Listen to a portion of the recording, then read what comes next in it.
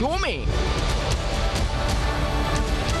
साबिक DG FIA Bashir Memon संगीन इल्जामात की जद में। इंटरनेशनल फाइनेंशियल क्राइम्स और मनी लॉन्ड्रिंग में मुलव्विस मुल्जिम की सहूलतकारी का इल्जाम। FIA के बशीर मेमन से पूछे गए 5 अहम सवालात। FIA की अपने ही साबिक डीजी के खिलाफ तहकीकात क्या रंग लाएंगी? अस्सलाम वालेकुम। पस पर्दा हकायक सनसनीखेज इंकशाफात प्रोग्राम बेनकाब में हूँ आपके साथ सैफान खान। नाज़रीन, हम अक्सर FIA और NAB की आपके सामने इन्वेस्टिगेशंस और इंक्वायरीज़ रखते हैं और उन पर जो स्टोरीज़ होती हैं मुख्तलिफ मौक़िफ़ और साथ साथ इन्वेस्टिगेटिव अपनी पूरी रिपोर्ट्स दिखाते हैं।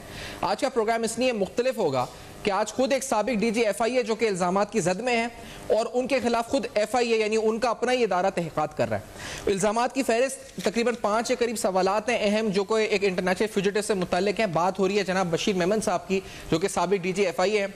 कुछ ही देर बाद ब्रेक के बाद वो हमारे साथ इस प्रोग्राम में मौजूद होंगे। तफसीलन हम उनसे सवाल सारे उठाएंगे कि आखिरकार, क्योंकि उनका एक पस मंज़र भी है, आपको हम बताएं उससे पहले वो उनके इल्ज़ामात और उस इल्ज़ामात की रोशनी में जो उन्होंने गवर्नमेंट पे लगाए थे और इस पूरे अकाउंटेबिलिटी के प्रोसेस पे लगाए थे। तो आज का शो इसलिए भी इंपॉर्टेंट है कि हम समझेंगे कि जब एक साबिक डीजी FIA खुद एक चार्जशीट लेके बैठ गया FIA के खिलाफ, तो वो चार्जशीट क्या पूरे एहतसाब के निज़ाम के खिलाफ है और सारे अहम सवालात। मुख्तसर से ब्रेक के बाद वापस आते हैं। बशीर मेमन साहब साथ होंगे हमारे साथ रहिए।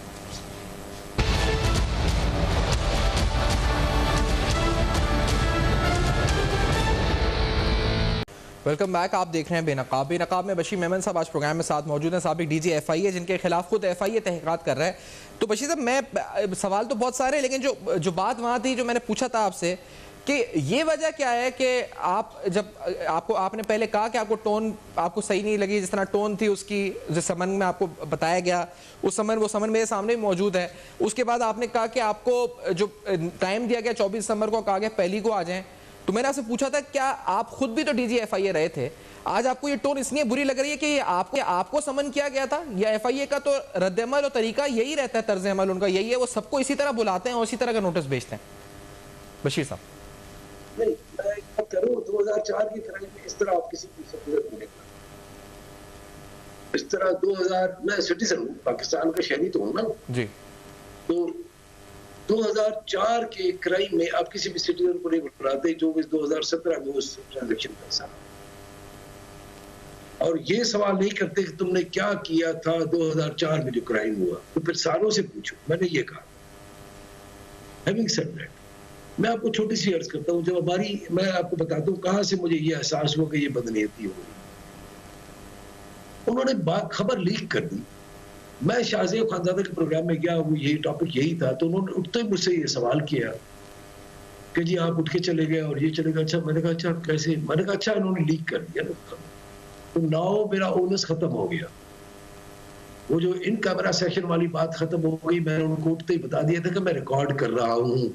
उनको ये पता होते हुए कि मैं रिकॉर्ड कर रहा हूँ, फिर भी अगर आप लीक कर रहे हैं कोई खबर, तो इसका मतलब ये बदअखलाकी इमोरलिटी है। तो मैंने शाहज़ेब खानज़ादा साहब को कहा, मैंने कहा जी मैं आपको भिजवा रहा हूँ, मैं भी सोशल मीडिया पे चला रहा हूँ, देखिए कौन भाग के गया या किसने बंद की, किसने बात की, कौन कंफ्यूज हुआ, कौन नहीं हुआ। लेट पीपल डिसाइड, और आप डिसाइड कर लीजिएगा। अच्छा, लेकिन मुझे कुछ बशीर साहब, आपने भी कहा कि बदनीयती का, आपने भी कहा कि आपको बदनीयती का जब अंदाजा हुआ जब आप गए, लेकिन आपने बेल तो पहले से करा ली थी, या आप जाने से पहले आप बेल करा चुके थे ना सिंध हाई कोर्ट से 50,000 रुपए की मशकिला जमा करा के। तो बेल कराने की वजह क्या थी? आपको पहले से ट्रस्ट डेफिसिट था, आपको शक था कि आपको FIA के ऊपर कि ये कुछ गलत कर रहे हैं? आपको शक पहले हुआ या बाद में हुआ? फिर बेल पहले क्यों कराई थी आपने जाने से कबल?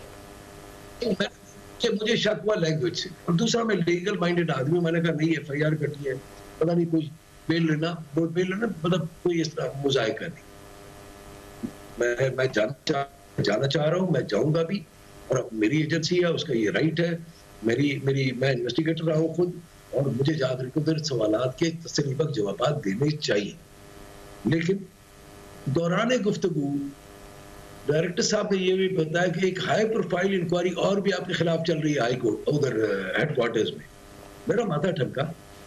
मैंने कहा अच्छा, इसका मकसद ये है कि मैं जैसे ही वहां पे पहुंचूंगा तो ये कहेंगे अच्छा जी इसमें तो आपकी बात नहीं है, इधर बैठ जाओ। और इन्होंने मुझे सजा देनी है, उन्होंने मुझे सजा देनी है, बेइज्जत करना है। इस उम्र में मैं नहीं होना चाहता। नहीं क्यों वजह से एक्सप्लेन भी करें क्यों करना है, क्योंकि अब तो एफआईए सईद मिर्जा साहब को भी बुला रही है जो 2013-14 के अंदर डीजी एफआईए थे, तो वो सईद मिर्जा साहब को भी बेइज्जत करना है, आपको भी बेइज्जत करना है, तो एफआईए के साबिक सारे डीजीज को ही बेइज्जत करना चाह रही है, सिर्फ आपके तो नहीं, उनका नाम भी अब सामने आ रहा है ना इसमें, उनको भी एफआईए तलब कर रही है, उनसे भी पूछा जा रहा है इसमें। ये मेरे बाद ये उनको दिया है। मैंने उनको कहा अच्छा मुझसे अकेले से पूछ लो, सबसे पूछो ना। 2015 में आया तो 2015 में जिस बंदे ने रेड नोटिस को रेड वारंट नहीं बनाया, जो उसको ईसीएल पे नहीं रखा, तो उनसे बुला के पूछ लो। या ये कोई पॉलिसी मैटर, ये कोई पॉलिसी मैटर। अब मैं आता हूँ, मैं आपको थोड़ा सा क्लियर करता हूँ। एक ही एलिगेशन वो लगाई जा रही है कि जी आपकी उसके साथ फोटो है आपके घर पे। भाईजान वो पाकिस्तान आया था, पाकिस्तानी सिटीजन है, ईसीएल पे उसका नाम नहीं होगा, तभी तो उसको 32 मरतबा वो मेरे दौर में आया, तो मुझसे पहले भी आया है, मेरे बाद में भी आता रहा है। अगर नहीं भी आता रहा तो मुझे नहीं पता, आप लोगों ने मुझे जो भिजवाई है, अभी जो मुझे उसकी ट्रैवल हिस्ट्री भिजवाई है, वो भी मेरे हद तक उसके बाद की नहीं है। अच्छा, मैंने कहा उसके बाद आप जो इन्वेस्टिगेशन कर रहे हैं, आप खुद डायरेक्टर इमिग्रेशन थे, आपने क्यों नहीं किया उसको?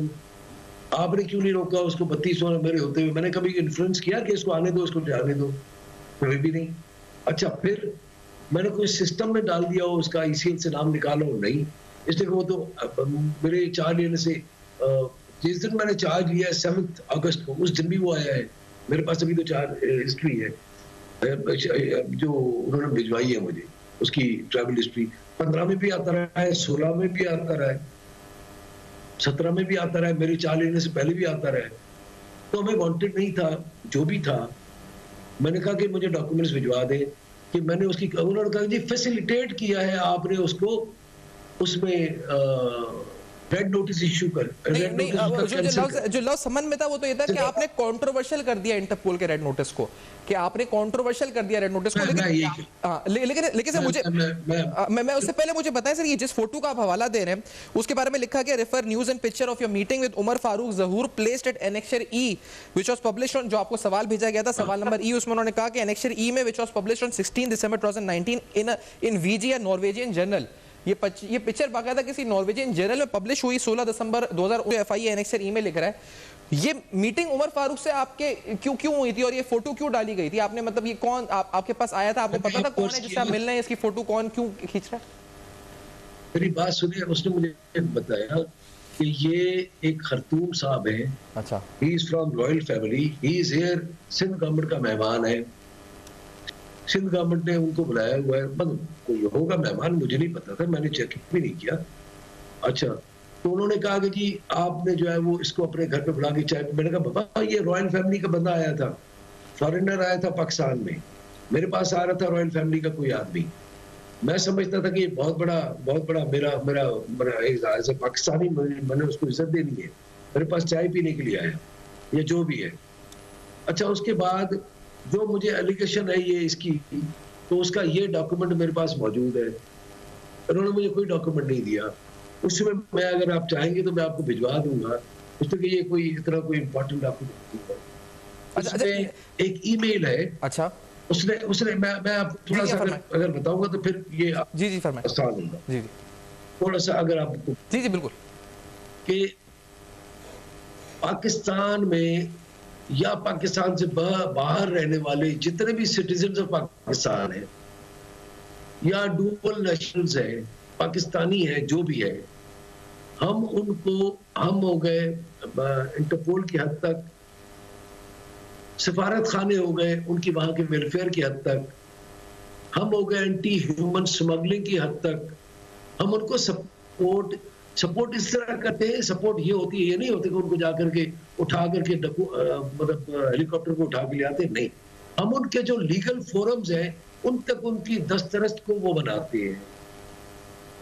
अगर ये जो इल्जाम है, मैं आपको छोटी सी बात बता रहा हूँ, ये जो इल्जाम है कि मैंने फैसिलिटेट किया, तो ये एक तरह से हम वो जो कोर्ट है commission for control of files of Interpol, जो कि सुप्रीम इदारा है इंटरपोल का, जिसके वारंट्स 194 मुल्कों में चलते हैं। हम ये कहना चाह रहे हैं कि उनकी कोई हैसियत नहीं है। बशीर मेमन, तुम इतने पावरफुल आदमी थे और हो कि तुम उसका रेड वारंट कैंसिल करा सकते हो, वो तुम्हारे पाबंद है और तुम्हारे सबऑर्डिनेट जो तुम्हारे कंट्रोवर्शियल इस्तेमाल हुआ था ना उस समय में, आपने भी देखा होगा, उसमें कहा कि आपने रेड नोटिस को कंट्रोवर्शियल जो इल्जाम लगाया था। लेकिन उससे पहले अगर एक इजाजत है बशीर मेमन साहब, मैं ये फोटो वाली बात को करके फिर उस पे मैं आ रहा हूं कि जो 16 दिसंबर 2019 को कह रहे हैं कि नॉर्वेजियन जो एनेक्स ई में डालने, फिर एनेक्स डी के अंदर वो ये लिख रहे हैं कि जिससे आप मिले थे उसने आपको एक एफआईए कहता है कि हमने कॉपी एक अटैच की है, copy of letter of thanks written by the wanted fugitive Umar Farooq Zahoor and duly acknowledged by you on 18th May 2019 is placed as Annex D। तो उसने तो आपको खत भी लिखा जिसको आपने एक्नॉलेज किया। तो जब आपको जब बोला गया कि ये कोई मिलने आ रहा है रॉयल फैमिली का, उसके साथ कोई उमर फारूक है, तो आपको ये इल्म नहीं था कि ये आदमी जो है, इसको आपको खत किताबत भी आपसे हुई है या आपने कुछ कह रहा है रेड नोटिस के हवाले से आगे फॉरवर्ड किया, इसके आपके जहन में बिल्कुल भी नहीं था कि ये आदमी पहले आपका कोई किसी तरह से खतो खिताब में वास्ता पड़ा है? जी, बहुत मेहरबानी आपकी, आपने इस वक्त आई एम सो ग्रेट जी। उसके साथ उसने नीचे अगर आप देखेंगे लाइन लिखी हुई है एनेक्चर जी, एनेक्चर उसी ने मुझे भेजा था। और नीचे उसने ऊपर डिप्लोमेटिक लैंग्वेज जो होती है कि जी ये खत आपकी बड़ी मेहरबानी, आपने एहसान किया, फलाना किया, और जो मैंने एहसान किया वो भी मेरे पास रिकॉर्ड है।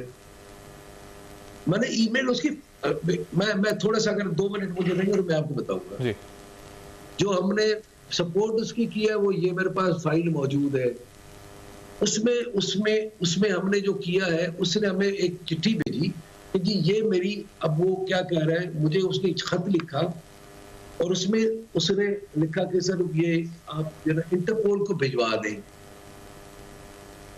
मैंने उसको मेल किया और उसमें लिखा application of mister Umar Farooq Zahoor, जो मैंने सपोर्ट किया है, please find attached an application dated 8 December consist of 6 pages addressed to the Director General Federal Investigating Agency, bearing subject international red warrant issued on the request of Norwegian Prosecution Authority for necessary action।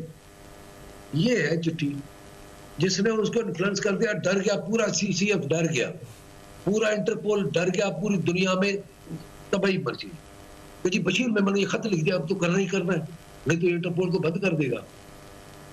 खुदा का वास्ता है, अपने मुल्क का मजाक मत उड़वाएं। अच्छा, फिर उसके बाद उन्होंने क्या किया, मुझे जवाब क्या दिया है, जो कि उनका तरीक़ेकार है। We acknowledge receipt of your message dated 18 December addressed to the Commission for Control of Interpol Files, in which you have forwarded a request of Mr. Zahoor. For the study of his request, please be informed that the Commission will be liaising directly with Mr. Zahoor. We thank you for your cooperation. वो कह रहे हैं कि हम directly उसको उसी को बताएंगे, हम उसके साथ खुद ही जो मांगना होगा मांग लेंगे, जो चीज हमने करना है वो उसी कर लेंगे। अब आ जाए उसका जो नोटिस जो सस्पेंड हुआ है, जो कि उसने मुझे लेटर ऑफ थैंक्स में बताया जी। जो अभी आप लेटर ऑफ थैंक्स की तरफ आ जाए, फिर आप मेहरबानी करें जी। आपके पास पड़ा हुआ ना लेटर ऑफ थैंक्स भी है जी। लेटर ऑफ थैंक्स है, ये इसमें नोटिस के साथ लगा हुआ है, जिसमें मेरे सिग्नेचर्स है। ये मेरे ख्याल में है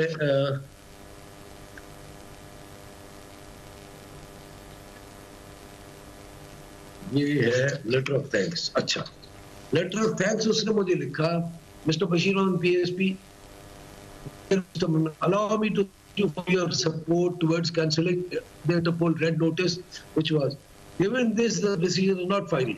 अब उसने मुझे, अगर उसके नीचे देखेंगे, attached 29 April 2019 decision of the Commission for the Control of Interpol Files, उसने ये फाइल मुझे एक भिजवाई थी जो कि उन्होंने नहीं भिजवाया। तब मुझे बिल्कुल एहसास हो गया, आई एम अ पुलिसमैन, कि जी ये मुझे ये ना भेजने का मकसद क्या है, वो साथ भिजवा देते ना। अब उसमें क्या लिखा है कि हम क्यों सस्पेंड कर रहे हैं उसको, वो लिख रहे हैं इन एडिशन, अगर आप in addition we would like to inform you that with in the framework of the process of this request in light of elements initially provided by your client, वो वकील को लिख रहे हैं। The Commission requested information from National Center Bureau of Interpol (NCB) in Norway in order to study this request. However, the Commission did not make the limit set. उनका एक procedure है, उन्होंने सस्पेंड कर दिया और रीजन उन्होंने दे दिया कि हम क्यों सस्पेंड कर रहे हैं। और हम कह रहे कि हम इंटरनेशनल लेवल पे जो एक कोर्ट है जिसके 194 मुल्कों में चलती है, हम उसको कह रहे हैं नहीं, तुमने इधर कोई बता लिया, उससे पूछो जाके, पाकिस्तान को मजाक मत बने, पाकिस्तान का मजाक बनेगा। वो हमें बताते भी नहीं है, उन्होंने मुझे वो उड़ा देते सीधा डटा। We are their members, वो हमारे मेंबर नहीं है। ये बड़ी बात इंपॉर्टेंट हो गई है। अब आप ये कह रहे हैं कि वो तो सस्पेंड हो गई, यानी आपने जो रिक्वेस्ट भेजी सस्पेंड हो गई थी, तो फिर ये नोट ऑफ थैंक्स था ही नहीं, इसका मतलब? मैंने कहा कि ये नोट ऑफ थैंक्स था क्योंकि मेरे खिलाफ जो रिक्वेस्ट भेजी थी नॉर्वेजियन ने, उसको सस्पेंड हो गए। अच्छा, तो बस खत्म। उसने वो रिकॉर्ड में लाने के लिए कि जी आप भी रिकॉर्ड में रख लो, उसने मुझे लेटर ऑफ थैंक्स लिख दिया डीजीएफआई। अच्छा, और इस दौरान मुझे बताएं क्योंकि जो इल्जाम लग रहा है, जो फैसिलिटेट करने का इल्जाम ये है, आपको इस तरह की रिक्वेस्ट एज डीजीएफआई मुसलसल आती रहती थी, यानी 1 2 3 4 ऐसी है, ये कोई खास प्रोसीजर होता था जो कोई 1 2 आती थी कि आपको याद ही ना, आपने कहा ना आपको याद ही नहीं था, आप जब गए थे आपने कहा मुझे डेटा निकाल के दे, कौन सा केस है क्या है, तो क्या ऐसे बहुत से लेटर्स आते रहते थे? मैं ये कहता हूँ कि एक ये केस आया होगा, मैं यही तो कर रहा हूँ। आपने ये पॉइंट किया, मैंने उनको यही कहा कि कितने हमने इस तरह की रिक्वेस्ट भेजी, मुझे बता दो। मुझसे पहले डीजीज और बाद में डीजीज इस तरह की रिक्वेस्ट भेजते रहे हैं, और या हमारा ये काम है या नहीं, हमारा ये काम है। और हम ये कहना चाह रहे हैं कि हम किसी की रिक्वेस्ट नहीं भेजेंगे पाकिस्तानी। हमने तो कोर्ट को कहा है कि भाई सुन लो इसको, वकील हूं अपना खुद करेगा। मैंने थोड़ी कहा कि मैं आकर के उसका केस प्लीड करूंगा, और मैंने नहीं पाकिस्तान ने नहीं डलवाया था नाम उसका इंटरपोल पे। इस केस में उसका नाम नॉर्वे ने डलवाया था इंटरपोल पे, नॉर्वे ने डलवाया था। तो हमने अपने पाकिस्तानी सिटीजन की एक रिक्वेस्ट, जो मिन्नत थी, जो उसकी रिक्वेस्ट थी, लीगल फोरम पे पहुंचाना तो मेरा फर्ज था ना कि जी उसको इंसाफ दिलवाऊं। अब जो इंसाफ होगा वो खुद करेंगे, मैंने तो उनको इन्फ्लुएंस नहीं किया, और फिर मैं उसको कंट्रोवर्शियल बना दिया। अच्छा, मैंने कंट्रोवर्शियल कैसे बनाया? जो लफ्ज इस्तेमाल हुआ है कि आपने रेड नोटिस को कंट्रोवर्शियल बनाया, ये जो लफ्ज इस्तेमाल हुआ है, इल्जाम लगा है जो समन में, अच्छा मैं ये कर अब मैं आ रहा हूँ, रेड नोटिस को मैंने कंट्रोवर्शियल बना दिया बाय सेंडिंग देम कि जी ये इसकी नेसेसरी एक्शन के लिए रिक्वेस्ट में फॉरवर्ड कर दूं। मैंने कंट्रोवर्शियल हो गया। किसी भी बंदे की रिक्वेस्ट हम भेज ही नहीं सकते। मैं सर अगर आपके सामने मुझे याद दीजिएगा, जो नोटिस था आपको जो सेंड हुआ, उसमें लिखा था the matter is currently subject in the supreme court regarding his arrest on a red notice issued on the request of Interpol Islamabad and NCB during the investigation of subject cases at the FIA Lahore.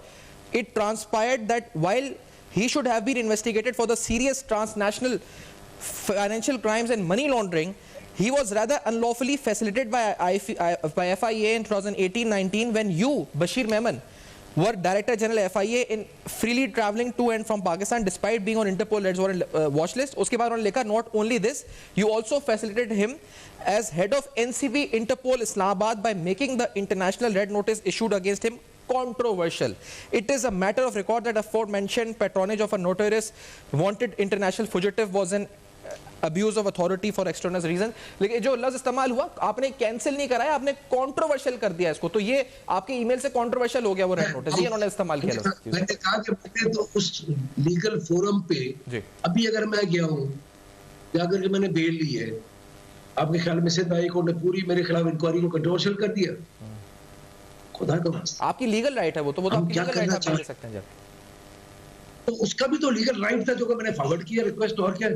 It's very simple, very simple. मैंने उसके जो forum था उस पे उसकी request को पहुंचा दिया। अच्छा, वो रेड नोटिस को प्रोटेक्ट करना या उसको इशू करवाना नॉर्वेजियन गवर्नमेंट ने किया था, हमने नहीं किया था। मेरा होता तो मैं उसको प्रोटेक्ट करता कि नहीं इसको नहीं छोड़। और मतलब आपके ख्याल में पूरी दुनिया में जितने भी पाकिस्तानी रहते हैं, डीजीएफआई को पता होना चाहिए कि ये आदमी फ्रॉडी है, इस आदमी ने ये किया हुआ है, फला मुल्क में ये किया हुआ है, आपके ख्याल में पता होना चाहिए? या पॉसिबल है? नहीं हमारे कितना डायस्पोरा है जो, लेकिन बच्चे ये बताएं कि जो 32 बार सफर हुआ है उसका, तो वो उसके बारे में सिर्फ आप डीजीएफआई तो नहीं, बल्कि 32 बार आना जाने का तो मतलब है कि तकरीबन जब वो आता होगा और वो जब वो जाता होगा, तो वो तो सिर्फ डीजीएफआई नहीं बल्कि बहुत से ऑफिशियल्स होंगे ना, आप उनके नाम बताएंगे जाके कि किस किस ऑफिशियल को के फैसिलिटेशन से वो आ जा सकता है, 32 बार आ जा सकता है जी। बड़ी बड़ी बड़ी मेहरबानी है। मैं आपको एक अर्ज करूं, यहाँ पर 8 इंटरनेशनल एयरपोर्ट्स हैं जी। 12 से 14,000 पैसेंजर्स पर डे एंटर होता है। उसके लिए कम से कम मेरे ख्याल में 200 डेस्क होने चाहिए ऑल ओवर पाकिस्तान। एयरपोर्ट्स किधर है? कराची, लाहौर, इस्लामाबाद, पेशावर, फैसलाबाद, सियालकोट, मुल्तान, कोयटा और मतलब 8 हो मेरे ख्याल में 8 ही है। अच्छा, अब आपके ख्याल में भाई आप डेस्क ऑफिसर से पूछ लो, डिपार्टमेंटल इंक्वायरी तो पहले कर लो। और आप मुझ पर इल्जाम लगा रहे हो, वो कोई ऐसा मसला नहीं है। आपको जिसने हुक्म दिया है उसके हुक्म की तामील करो, लेकिन ये सोच लो कि जिसके हुक्म की तामील करके आप 4 महीने ज्यादा 2 महीने ज्यादा अपनी पोस्टिंग को एक्सटेंड करा सकते हो, लेकिन ये सोच लो कि पाकिस्तान की क्या इज्जत रह जाएगी कि हम जो है वो किसी को भी विक्टिमाइज करने के लिए इंटरनेशनल कोर्ट का जो फैसला है उसको 2 मिनट में कंट्रोवर्शियल बना देते और कहते कि वो पैसे खा गया। कौन खा गया? पैसे खाए मैंने की दरमियान में इन दोनों के आपस में बिठाया इनको और उनकी सेटलमेंट कराई। किसको? ठीक है। अच्छा बशीर साहब, एक ब्रेक के बाद वापस आते हैं, इस बात को यहीं से जोड़ते हैं। बशीर मेमन साहब, एक ब्रेक हमें लेना है, छोटा सा ब्रेक आते हैं। बशीर मेमन साहब साथ मौजूद है। नाज़रीन, ये सारे अहम सवाल जारी रहेंगे, हमारे साथ रहेगा।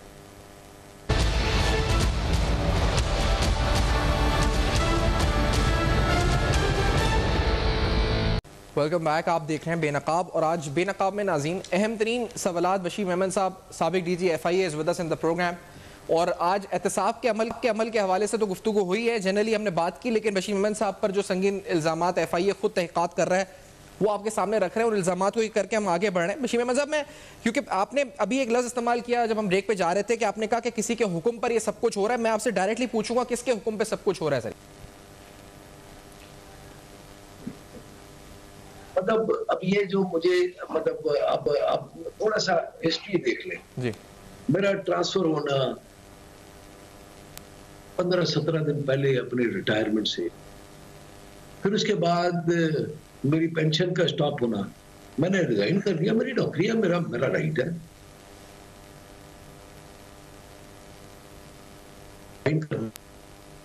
फिर मेरी पेंशन का स्टॉप होना, मैं इस्लामाबाद हाई कोर्ट गया, उन्होंने मेहरबानी की, उन्होंने जाहिर है अल्लाह ताला उनको खुश रखे, जाहिर है हमारी जुडिशरी है, आज़ाद है और अब इंसाफ करती। उन्होंने हमें वो दिया, रिलीफ दिया, और उसके बाद भी मतलब ये तो खैर अब वो नहीं है, लेकिन 1-1.5 महीने के बाद चलो उन्होंने मुझे दे दिया, मेरा पेंशन कम्पिटिशन सारा मिल गया, मुझे अभी पेंशन भी मिल रही। मैं जब इस्लामाबाद में था तो जाहिर है मुझे नाराजगी थी या जो भी था कि ये गवर्नमेंट इंस्टीट्यूशंस क्यों हमारे साथ इस तरह करते हैं, AG ऑफिस और ये वो। तो मतलब पता लगा कि वहां पे इन्फ्लुएंस हो रहा है कि नहीं उसको देना नहीं है, छोड़ना नहीं। भाई क्यों छोड़ना नहीं है यार? मैं पाकिस्तानी हूँ, मैंने पाकिस्तान के लिए काम किया, किसी के लिए जाती तौर पे काम नहीं कर रही। और कोई भी सरकारी मुलाजिम किसी के लिए जाती काम करेगा, 4 महीने ज्यादा रह सकता है, 6 महीने ज्यादा रह सकता है, उससे ज्यादा नहीं रह सकता। उतनी रहेगा जितना रहेगा, लेकिन वो जो करके जाएगा। मैंने नहीं किया ऐसा, इसके पास नहीं बनाए। ये मेरा चैलेंज है, ये मेरा चैलेंज है। इंटेंशनली नहीं बनाए, लेकिन आप खराब कर रहे हो एक आदमी। फिर उसके बाद मेरी फैक्ट्रियों पर फैमिली बिजनेस पे, जो हमारा फैमिली बिजनेस है उसके ऊपर रेट्स, PSQCA के रेट्स, माल को सील कर देना, गुजरात में हमारे माल को सील करना, हमारे जो प्रोडक्ट है उसको सील करना मेरी फैमिली बिजनेस की। फिर हमारे इंपोर्ट को ना होने देना, इंस्पेक्शंस डिलेड करना। ये कौन करवा रहे हैं? क्यों कर रहे हैं? और अगर बात की तो तुम रह नहीं सकोगे पाकिस्तान, रोजी रोटी भी बंद हो जाए। अच्छा, मैंने किया क्या है? यही है कि वो एक फिर शायद खान साहब अपना हो, मुझे समझ नहीं आई कि ये गवर्नमेंट स्टेट जो हमारी जो गवर्नमेंट उसकी जो मशीनरी है वो स्टेट की मशीनरी है भाई। ये जो इदारे हैं वो हमारे परमानेंट हैं, ये पार्टियों की हुकूमतें आती जाती रहती हैं। और अब मुझे याद है मैं 1990 में आया था नौकरी में, 1990 से लेकर सिर्फ मैं अपने जिंदगी ये जो मेरी सर्विस की वो लेंथ है, इसी में देखता हूँ कितनी मरतबा हुकूमतें बदली हैं, कितनी मरतबा हुकूमतें आई हैं और गई हैं, पार्टियों की हुकूमतें आई हैं और गई हैं। हम कोई पार्टी के कारकुन थोड़ी है। लेकिन बशीर साहब मुझे बताएं, आप जिस तरह कह रहे हैं कि ये सही है, आपने अभी मैंने आपसे पूछा कि सईद मिर्जा साहब का नाम क्यों आया, तो आपने कहा कि आपने कहा कि सईद मिर्जा साहब का नाम औरों को करे तो सईद मिर्जा साहब पे भी इन्वेस्टिगेशन शुरू कर दी। जो आपके साथ पस मंजर में हुआ, जो आपके साथ इससे पहले हुआ, ठीक है, उसका पस मंजर बयान करते हुए आपने बताया, लेकिन अभी तो आपने वाजिद जिया साहब का भी जैसे नाम लिया आपने, जैसे एक आपका बयान डॉन में ही है, मैं पढ़ रहा हूँ, I am being question about why I did not probe the cases registered in 2004 and 2011 being the FIA DG in 2017 after my retirement, Wajid Zia assumed the top spot. I wonder whether the same questions were being asked of him or someone else. तो आपने तो वाजिद जिया साहब का भी नाम लिया, या आपने और भी लोगों के नाम अगर तो सिर्फ सईद मिर्जा साहब ही को क्यों फिर टारगेट किया जा रहा है? फिर आप तो वाजिद जिया साहब के खिलाफ भी इन्वेस्टिगेशन शुरू होनी चाहिए, जब आपने उनका नाम भी लिया था। जी, और इंतहाई मोहतरम सईद मिर्जा साहब है और इंतहाई मेरे मोहतरम बहुत ही रिस्पेक्टेड हमारे retired inspector general of police है, और इंतहाई इज्जतदार और इंतहाई ईमानदार और इंतहाई खुश अखलाक इंसान थे जब वो सर्विस। अभी भी अल्लाह ताला उनको जिंदगी दे, अल्लाह ताला उनको बड़ी जिंदगी दे, अपने बच्चों के साथ खुश रखे। मैंने ये कहा था कि मुझसे पहले और मुझसे बाद वाले आप सिंगल आउट कर रहे हो, मेरे बाद तो फौरन आया था वाजिद जिया, उससे पूछो, वो रहता भी इस्लामाबाद में, उसी से पूछ लेते ना। वो एडिशनल डायरेक्टर जनरल था इमिग्रेशन मेरे थ्रू आउट टेन्योर में, बाद में थोड़ी देर के मतलब 2 4 8 10 महीने के लिए वो आईजी रेलवेज गया था, उधर ही था, उसके टेन्योर में भी आए ना वो जब। और जो मेरा इन्वेस्टिगेटर है वो बजाते खुद ही वाज डायरेक्टर इमिग्रेशन। तो मैं आपको सिर्फ एक बात मैं खुशगुजार करना चाहता हूँ कि खुदा का वास्ता मैं सिर्फ उनको यही बताना चाह रहा हूं कि मत करो। और आप मुझे सजा देने के लिए, मुझे परेशान करने के लिए, मुझे खराब करने के लिए, मुझे अरेस्ट करने के लिए जो कुछ भी कर रहे हो, लेकिन अपनी इज्जत को खराब कर रहे हो। इज्जत किसकी? पाकिस्तान की। In the eyes of CCF और इंटरपोल, इंटरनेशनल ऑर्गेनाइजेशन के आप मेंबर्स हैं। आप थोड़ा अच्छा, फिर दूसरा ये कि कानूनी पढ़ लो, सीसीएफ का सिर्फ कानून पे पढ़ लो तो किन बेसिस के ऊपर फैसले करते हैं और किससे इन्फ्लुएंस हो जाते हैं। बशीर मेमन डीजीएफआई, उससे डर के उन्होंने ठक मार दिया कि यार इसका खत आ गया, कुछ छोड़ना नहीं। अभी तो जो, हालांकि उन्होंने इस काबिल भी हमने नहीं समझा कि हमें भिजवाते नहीं, लेकिन मुझे जो आप कह रहे हैं कि इंटरपोल का इज्जत का उसका ख्याल है कि आपको लगता है जो, क्योंकि जब ये केस आगे बढ़ता है, अगर कानूनी तौर पे जिस तरह भी आगे बढ़े ये केस, तो आप बेल पर तो हैं, लेकिन क्या इंटरपोल इसमें कोई अपना लीगल ओपिनियन या इंटरपोल की तरफ से, क्योंकि इंटरनेशनल लॉयर्स बता सकते हैं कि एफआई को कि नहीं ये मामला इस तरह नहीं है, इस तरह है, या इंटरपोल का इसमें कुछ इन्वॉल्वमेंट हो सकता है इस केस में आगे जाकर? जो आप कह रहे हैं कि पाकिस्तान का नाम खराब होगा, कैसे खराब होगा इससे? जी, खराब ये होगा आपके ख्याल में, ये जो मीडिया पे बातें कर रहे हैं ये कोई नहीं सुन रहा, इस तरह हमारे दुश्मन नहीं सुन रहे, हमें खराब करने के लिए नहीं सुन रहे। तो वो सीसीएफ को बताएंगे कि जी आपके जो डिसीजन है वो तो आपके डिसीजन समझते हैं इन्फ्लुएंस है डिसीजन। अच्छा, इसमें जो आपको जो दूसरा इसमें जो एक तो आपका ये फोटो वाला मामला था और जो वोट ऑफ थैंक्स वाला था, हमने डस्टिन बात भी करी, इसमें जो बाकी दूसरे सवाल पूछे गए जो आपने बताया भी था कि आपके दौर के, मैं दोबारा रिपीट, उन्होंने बोला जी पहला सवाल ये कि did you make any efforts to investigate that any portion of the crime proceeds of $12 million Swiss bank fraud Zurich 2004 has been laundered to Pakistan either directly or indirectly as highlighted by the NCB Interpol burn refer copy of ये FIR number 36/2020 का हवाला दिया गया FIA corporate circle Lahore का, जो annexure A में जो पहला सवाल है ये आपसे पूछा गया $12 million की मनी लॉन्ड्रिंग के हवाले से कि आपने कोई तहकीकात करी नहीं करी, ये आपके इल्म में था, आपके दौर में नहीं था, क्या था ये मामला? जी, मैं ये कह रहा हूँ 2004 में मैंने उनको यही कहा, मैंने कहा ये कभी मेरे सामने आई हो जरा देख लो, फाइल तो वहां पे पड़ी होगी ना, मेरे पास आई हो, मैंने कहा हो कि ये नहीं इस पे इन्वेस्टिगेटिंग, इस बंदे के साथ मेरी तस्वीर है, मत करो। एविडेंस होती है। एफआईए का तो काम ही जो है वो एविडेंस के साथ आगे बढ़ना है। दूसरी बात मैं आपको एक और बात देता हूँ, जो आपने कहा ना supporting Pakistani citizen across the world. मेरे जमाने में हम गए थे टर्की में जो इलीगल बॉर्डर क्रॉसिंग में जो लोग वहां पे जेलों में थे, हमने वहां से जाकर के आइडेंटिफाई करके पाकिस्तानियों को छुड़वा के पाकिस्तान वापस ले आए थे। ये भी कसूर किया मैंने। रिसेंटली गवर्नमेंट ऑफ पाकिस्तान ने रिक्वेस्ट की, जब शेख मोहम्मद बिन सलमान साहब आए हुए थे यहाँ पे हिज हाइनेस पाकिस्तान, तो प्राइम मिनिस्टर साहब ने उनको कहा था कि अपने 500 कैदी छुड़वाए थे। हम उधर तो नाच रहे थे, फिर ये सारे के सारे क्रिमिनल्स थे, हमने क्यों छुड़वाया उनको? हमने क्यों छुड़वाया? हमने उनको कहा कि बाबा कानून के मुताबिक आपके पास माफी बनती है, मेहरबानी करके उनको माफ कर दो। अच्छा, फिर उसके बाद हमारे पास मुख्तलिफ किस्म की ट्रीटीज है, इंटरनेशनल ट्रीटीज।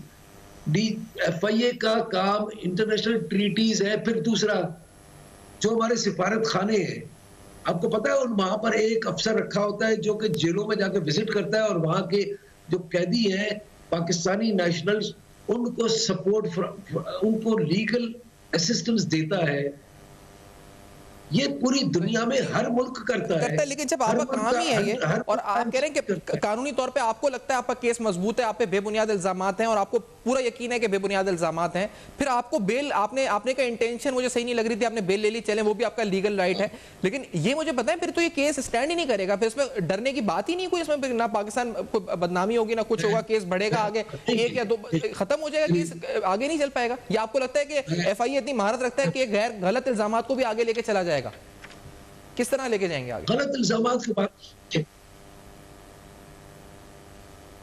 तो कुछ भी कर दे, मैं क्या कर लूंगा? कुछ भी कर दे, मैं क्या करूंगा? फिलहाल तो वो कहते हैं ना, वो जो मुझे जो अहकाम आगे देखेंगे, ये तो मुझे पता है मेंटालिटी को। फिलहाल मैं आपको बताऊं, फिलहाल करने से क्या नुकसान होता है इंटरनेशनल लेवल पे, जो चीजें हो उनके। जो एक बयान आया था पीआईए के पायलट्स के बारे में, तो क्या असर हुआ था इंटरनेशनली हमारे साथ? फिलहाल ये काम करने से, फिलहाल आया था ना बयान, विदाउट गोइंग इनटू डिटेल्स, अंदर कर दो, फिलहाल अंदर कर दो, बाद में दिखेंगे। लेकिन इंटरनेशनली वो असर होता है जो बाद में मैंने ये नहीं कहा ये कोई उसी तरह का केस है, लेकिन होता है जब वो मीटिंग्स में कोर्ट होती है, एफएटीएफ की रीजंस है, आप चाहते हैं इधर भी आ जाए, खुदा का वास्ता है मत करें। पाकिस्तान का मजाक ना उड़ा, मैं एक पाकिस्तानी हूँ। यही बात अगर आप मुझे बगैर नोटिस दिए, मैं कहता हूँ टेलीफोन पे गाइडेंस है ना, गाइडेंस ले लेते लेकिन। और दूसरी बात ये कि पढ़ लेते तो कैसे होता है।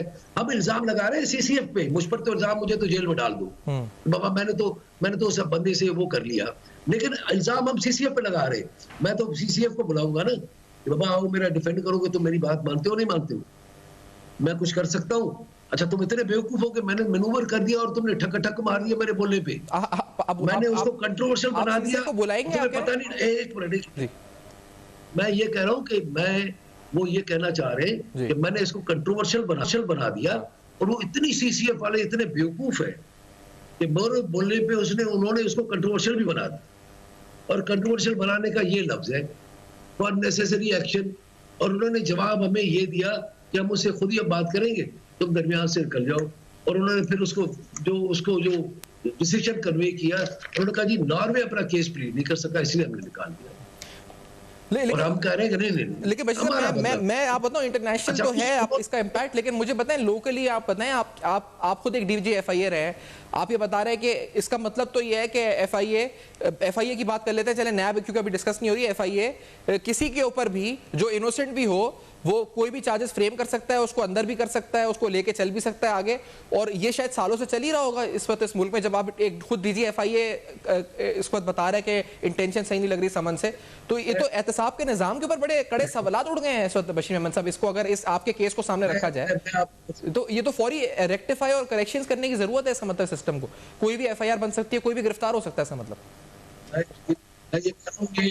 ये देखना चाहिए डीजीएफआईए को, जो बोएगा वो काटेगा, जो बोएगा काटेगा। ये आप सनाउल्लाह अब्बासी साहब को कह रहे हैं डीजीएफआईए को? इलीगल है।